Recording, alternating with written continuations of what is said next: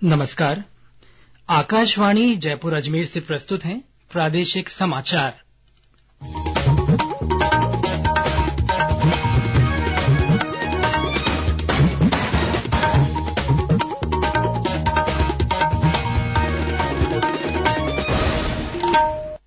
मुख्य समाचार।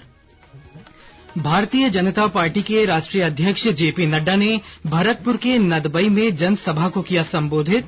कहा, प्रधानमंत्री के कुशल नेतृत्व में दुनिया भर में भारत का मान बढ़ा।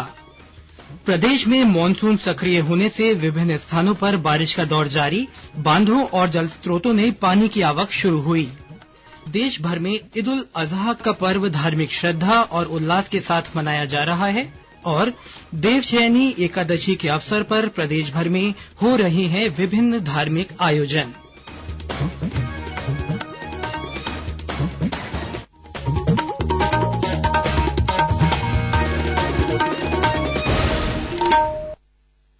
समाचारों के साथ मैं सिद्धार्थ जैन और अब समाचार विस्तार से।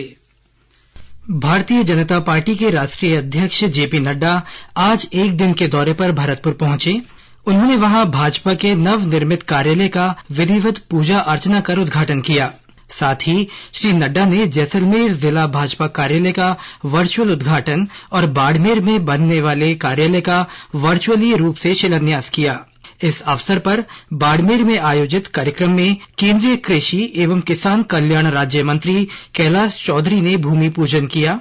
इसके बाद श्री नड्डा ने नदबई में एक जनसभा को संबोधित किया। इस अवसर पर उन्होंने कहा कि देश भर में भारतीय जनता पार्टी ने 887 पार्टी कार्यालय बनाने का निर्णय लिया है।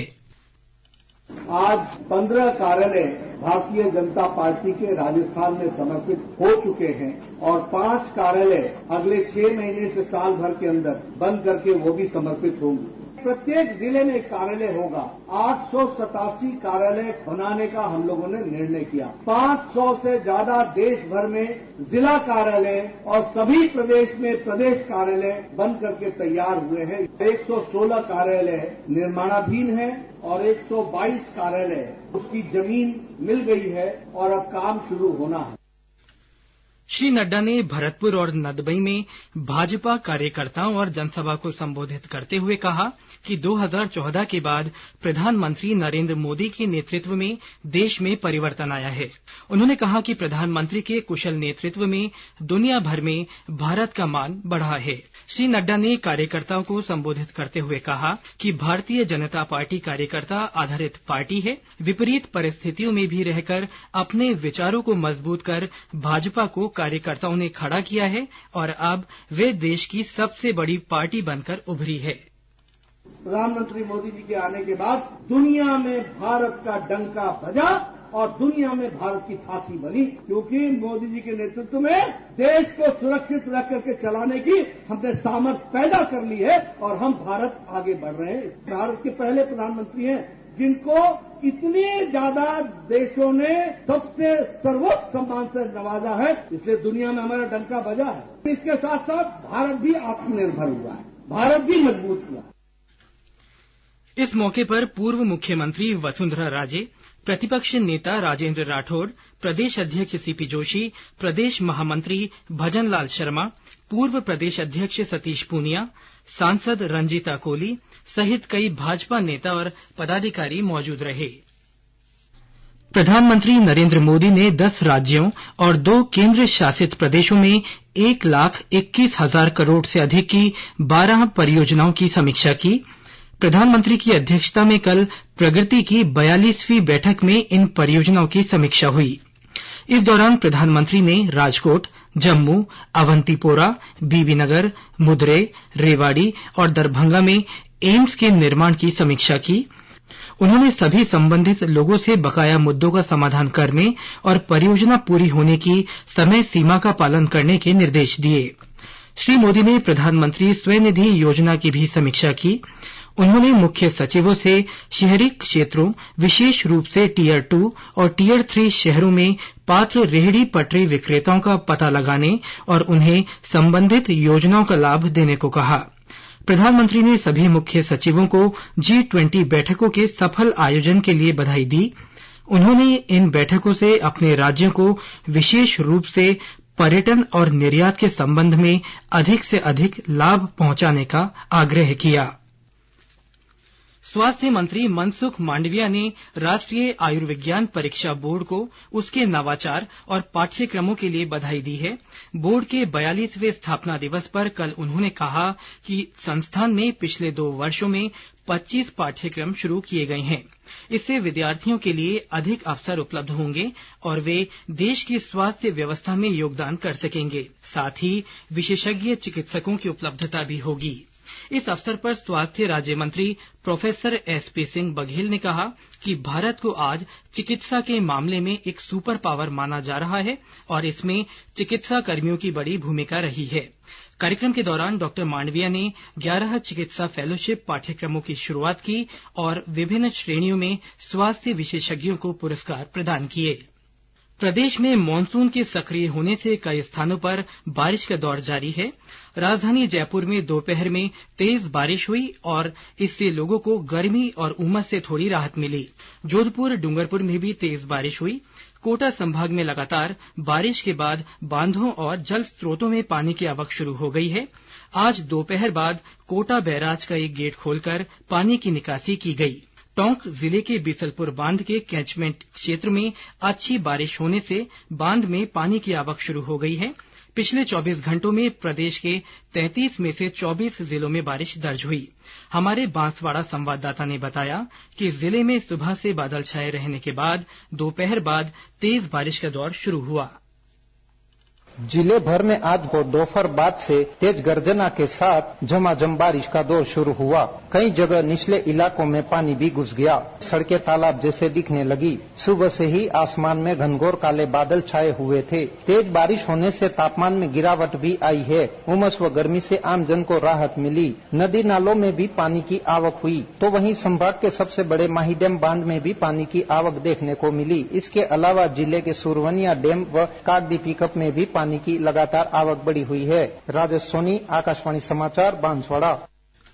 मौसम विभाग ने आज टोंक, कोटा और भीलवाड़ा में बारिश का येलो अलर्ट जारी किया है, जबकि जयपुर, बूंदी, चित्तौड़गढ़, झालावाड़, अलवर, भरतपुर, सवाईमाधोपुर, उदयपुर, झुंझुनू, चूरू, सीकर में मेघ गर्जन के साथ बरसात का पूर्वानुमान जताया है। ये समाचार आकाशवाणी जयपुर अजमेर से प्रसारित किए जा रहे हैं। ईद उल अजहा आज देश भर में परंपरागत रूप से मनाई जा रही है। इस अवसर पर प्रदेश के विभिन्न भागों में सुबह ईदगाहों में ईद की नमाज अदा की गई। जयपुर में ईद की मुख्य नमाज दिल्ली रोड स्थित ईदगाह में अदा की गई। टोंक जिला मुख्यालय पर ईद उल अजहा की नमाज ऐतिहासिक ईदगाह परिसर में संपन्न हुई। इसमें शहर के हजारों नमाजियों ने नमाज अदा कर देश में अमन चैन की दुआ मांगी। अजमेर में भी ईद उल अजहा का पर्व परंपरागत रूप से मनाया जा रहा है। इस अवसर पर शहर की विभिन्न मस्जिदों में मुस्लिम समाज के लोगों ने नमाज अदा की। ईद के मौके पर ख्वाजा मोइनुद्दीन हसन चिश्ती की दरगाह पर स्थित जन्नती दरवाजा सुबह खोला गया, जिसे दोपहर बाद बंद कर दिया गया। यह दरवाजा साल में 4 बार खोला जाता है। इस दौरान जियारत करने वालों की भीड़ लगी रही। जोधपुर, दौसा में भी ईद उल अजहा का पर्व पारंपरिक तरीके से मनाया जा रहा है। इस अवसर पर राष्ट्रपति द्रौपदी मुर्मू, उपराष्ट्रपति जगदीप धनखड़ और प्रधानमंत्री नरेंद्र मोदी ने देश और विदेशों में रह रहे भारतीयों को ईद उल अजहा पर शुभकामनाएं दी हैं। अपने संदेश में राष्ट्रपति ने कहा कि ईद उल अजहा प्रेम और बलिदान का पवित्र पर्व है। वहीं मुख्यमंत्री अशोक गहलोत ने प्रदेशवासियों को ईद की मुबारकबाद दी है। श्री गहलोत ने अपने संदेश में कहा कि यह त्योहार हमें आपसी भाईचारे तथा सद्भावना के साथ रहने तथा सच्चाई की राह पर चलते हुए अपने देश के लिए हर कुर्बानी देने की सीख देता है। आज देवशयनी एकादशी है। प्रदेश भर में इस अवसर पर कई धार्मिक कार्यक्रम आयोजित किए जा रहे हैं। सीकर जिले के खाटू श्याम जी में आज सुबह से श्रद्धालुओं का हुजूम उमड़ रहा है। देश के विभिन्न स्थानों से बड़ी संख्या में श्रद्धालु श्याम बाबा के दर्शन करने के लिए पहुंच रहे हैं। भरतपुर जिले में भी देवशयनी एकादशी धार्मिक आस्था के साथ मनाई जा रही है। बांके बिहारी जी मंदिर में श्रद्धालुओं ने भगवान की आरती उतारी और खुशहाली की कामना की। देवशयनी एकादशी के साथ ही गिरि गोवर्धन में लक्खी मेला शुरू हो रहा है और राजस्थान के अलावा विभिन्न राज्यों से श्रद्धालु सप्त कोसीय परिक्रमा करने पहुंच रहे हैं। अजमेर जिले में स्थित पवित्र पुष्कर सरोवर में हजारों श्रद्धालुओं ने स्नान कर ब्रह्मा मंदिर सहित अन्य मंदिरों में दर्शन कर दान पुण्य किया। वहीं झालावाड़ जिले के झालरापाटन में देवशयनी एकादशी के पर्व पर बड़ी संख्या में श्रद्धालुओं ने पवित्र चंद्रभागा नदी में स्नान कर पूजा अर्चना की। बूंदी में भी देवशयनी एकादशी का पर्व धार्मिक आस्था के साथ मनाया जा रहा है। सवाईमाधोपुर में देवशयनी एकादशी के अबूझ सावे पर सर्वधर्म जातीय सामूहिक विवाह सम्मेलन सहित कई मांगलिक कार्यक्रम आयोजित हो रहे हैं। जम्मू कश्मीर में अमरनाथ यात्रा के लिए सुरक्षा और प्रशासनिक तैयारियां पूरी हो गई हैं। 3888 मीटर की ऊंचाई पर बनी गुफा में प्रतिवर्ष श्रद्धालु बड़ी संख्या में दर्शन करने आते हैं। श्री अमरनाथ जी श्राइन बोर्ड आगामी यात्रा के लिए हर संभव सुविधाएं उपलब्ध कराने का प्रयास कर रहा है। शनिवार से शुरू हो रही इस वार्षिक यात्रा के लिए श्रद्धालुओं का पहला जत्था आज जम्मू के आधार शिविर पर पहुंच गया है। 62 दिन की यह यात्रा 31 अगस्त तक चलेगी। इस बार यात्रियों के लिए भोजन और चिकित्सा सुविधाओं के व्यापक प्रबंध किए गए हैं और यात्रा को सुगम बनाया गया है। यात्रा के दौरान सुरक्षा व्यवस्था और चौकसी के लिए ड्रोन और सीसीटीवी कैमरे से निगरानी रखी जाएगी। और अंत में मुख्य समाचार एक बार फिर। भारतीय जनता पार्टी के राष्ट्रीय अध्यक्ष जेपी नड्डा ने भरतपुर के नदबई में जनसभा को संबोधित किया। उन्होंने कहा कि प्रधानमंत्री के कुशल नेतृत्व में दुनिया भर में भारत का मान बढ़ा है। प्रदेश में मानसून सक्रिय होने से विभिन्न स्थानों पर बारिश का दौर जारी है।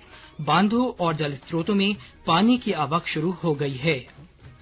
देश भर में ईद उल अजहा का पर्व धार्मिक श्रद्धा और उल्लास के साथ मनाया जा रहा है और देवशयनी एकादशी के अवसर पर प्रदेश भर में विभिन्न धार्मिक आयोजन हो रहे हैं।